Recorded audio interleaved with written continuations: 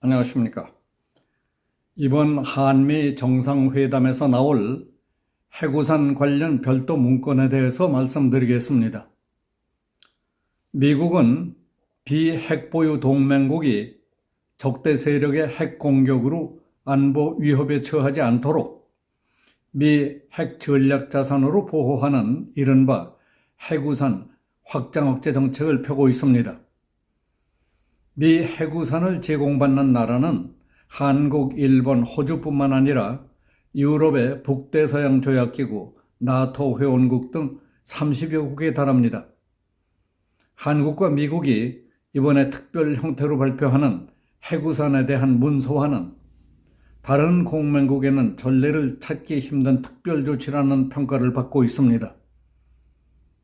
해구산의 취지는 미국의 동맹을 핵으로 공격할 경우에 미국은 예외 없이 핵 보복에 나설 것이라는 전략적 분명성으로 핵 사용 결정을 사전에 억제하고 차단시키는 것입니다.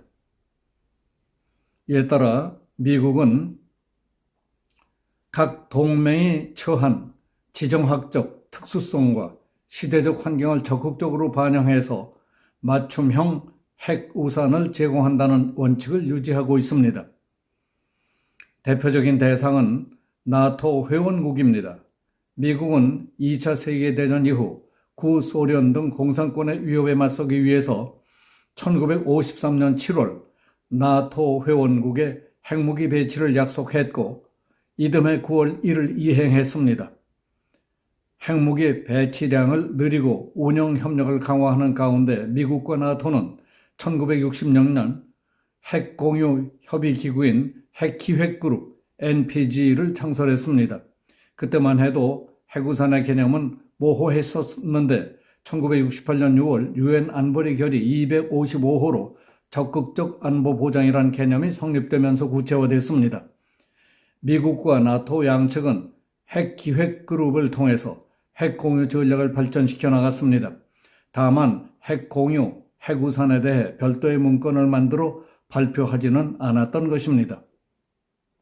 나토 최신 자료에 따르면 미국의 나토에 대한 해구산은 1990년 냉전 체제가 무너지고 핵 군축 기간을 가지며 약화됐습니다. 그러다 미국과 나토는 지난해 2월 러시아의 우크라이나 침공 이후 해구산 체제를 강화하기로 정책을 전환했습니다. 미국은 일본에 대해서도 1951년 9월 8일 미일 안전보장조약에 근거해 해구산을 제공했습니다. 1957년 7월 주일 미군 사령부가 창설됐고 1960년 신안보조약으로 공동방위체제가 강화됐습니다. 그러나 양측은 해구산을 공동성명에 넣거나 그와 관련한 별도의 문건을 만들어 발표하지는 않아왔습니다. 그러다 북한이 2006년 1차 핵실험, 2009년 2차 핵실험을 벌여서 동북아 지역의 북핵 위기가 고조되면서 미국과 일본 간에 해구산을 발전시켜야 한다는 논의가 시작됐습니다.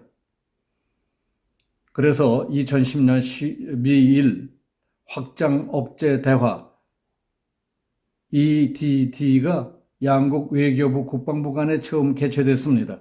일본은 북핵 미사일뿐만 아니라 중국 핵미사일에 대한 핵우산을 강화해 줄 것을 미국 측에 요구하는 상황입니다.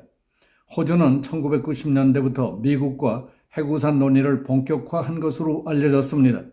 미국의 대호주 핵우산 제공은 공공연하게 거론하기 시작해 공식적으로는 1994년 호주 국방백서에 처음으로 명시됐습니다. 그러나 나토처럼 핵공유 협의기구인 NPG와 같은 협의체를 만든다거나 별도의 협의 문건을 공식 발표한 적은 없었습니다.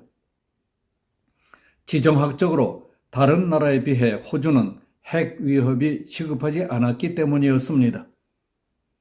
그러나 몇 년 전부터 중국의 팽창주의 정책이 공세화하면서 미국은 이를 견제하기 위해 영국과 함께 오커스 동맹을 체결한 호주에 핵 전략 지원을 강화하기로 한 것입니다. 미국이 지난해 호주에 핵 추진 잠수함 몇 척을 제공했고 건조기술도 전수해 주기로 발표한 것이 대표적인 예입니다. 김현욱 국립외교원 미주연구부장은 이번 한미 정상회담에서 나올 해구산 관련 별도 문건은 다른 동맹에서 전례가 없을 정도로 한반도 방위에 대한 미국의 강력한 의지를 표현한 것이라면서 이번 해구산 특별문건이 동북아 등 인도 태평양 지역에 대한 미국의 집단 안보 체제 구축에 초석이 될 수 있다고 말했습니다. 여기서 마치겠습니다. 감사합니다.